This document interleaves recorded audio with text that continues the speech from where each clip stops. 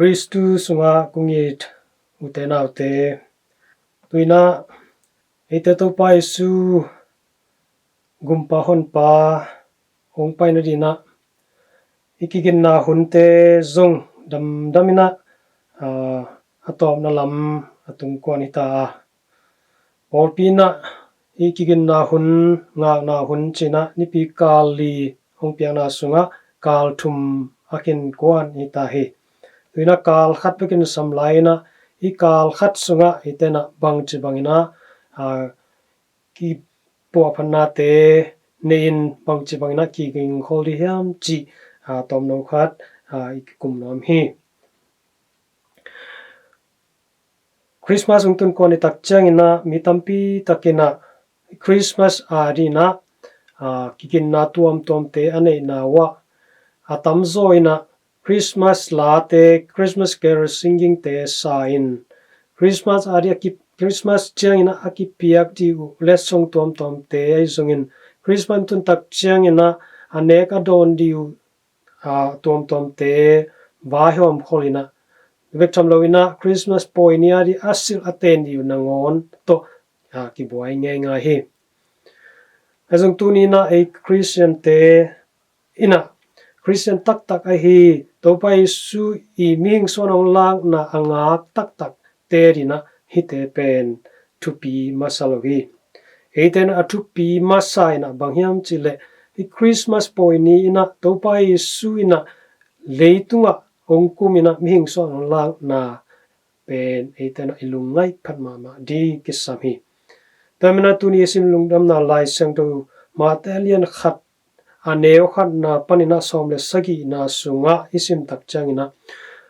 topai su I khangui kizop na isimi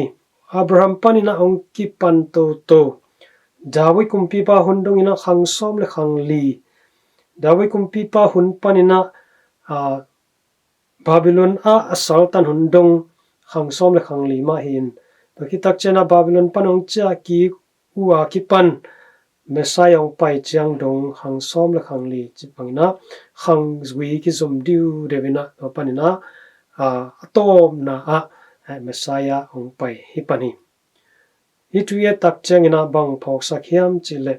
itopa Yesu ong suak Messiah pen van tung panina mi te I tel zo lowina ong kum suk zia hilowin Amy hing tema bangina sile sa anei Amy hing tema bangina pile pu ule na sangam anei lai wisdom anei mi hing tak tak ma hi na pau sakhi amaina mi hing lakpanan mi hing hia ahi zongina Amy hing te to akibat hetlo na khat ina mo na anei lo na bek ahi hi mo na simlo mi hing khem pe to akibang sin sen ahi na ina ong phau sakhi tole utenaute tunina hi itopai su mi hing swana ong lang na poi lungdam bol ibol thidina etena bang thu lungai ri hiam van tung panina papa sianina aiming te ong I manina imona te panina ong tat hian no manin ai ma atapa leitunga ong sol hi to atapa ina van tung nop sak na te nusia ina leitunga mi hing bangina ong pian na ming swana ong lak na poi abol bi hima bangin to poi ibol na sunga itena bang kiking di hiam o to pana eite ong tak taka asang pen mun panina anyam pen muna ong tuak suk heite ezong tua amayung kup khian na thu sunga etena bangchi bangina tua to pa ete ongum de ong pai pa bangchi bangina don di hiam ama swa na poya etena eile let song ki pia hiloina ong suak di naung ek bang let song pedi hiam china ilungai kholi thupi hi tomen utenaute ong pai lai di kal khat sung advent tu hun kikin hun sunga etena ong so di naung ek adina ipiak di let song tuina kiking kholni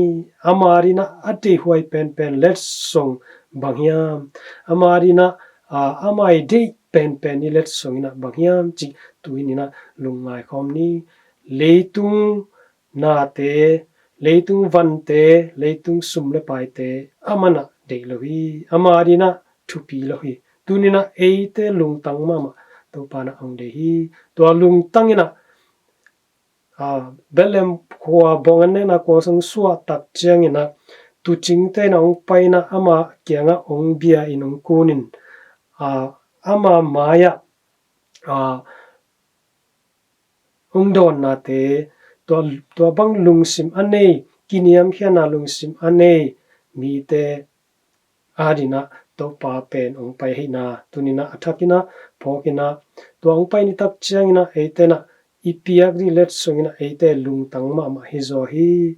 adang na te hilohi to na ilung tangma ma to pa de lung ta hina ding ilung tangma ma ilung sim ma to pa de lung sim mai na ding ina tunin athakina ki po pari hang pai lai di isim di lai sang ro te na zong eite dina bang hong gen hiam chile van tung mi na tonu maria ki thu zak sak na te zongin tonu marina ngam lo pipin a up na te zongin beptam loina zakri tung ma zong John the Baptist aswa na di na akigen na John zakri ma men za up la na te chibang beptam loina Joseph ma men zong hi now exwa te na di na amai vai pok ane na di te hi thu tampi te zadi hang te izak tak changina bang phok sak hiam chile pai su ma sayang pai dina mi tampi takina boy lo hi mi tampi tak te kiging khol hi mi tampi tak te na upna lama zong sing khona chini tua ko hi taman eite ma zong tunina leitung gol nom na mok to apio mok to eite na hi poi angak adon te hilo zoina to pai zung suwa tak chiangina eite na eima bangina mi hong suak to pa eite sunga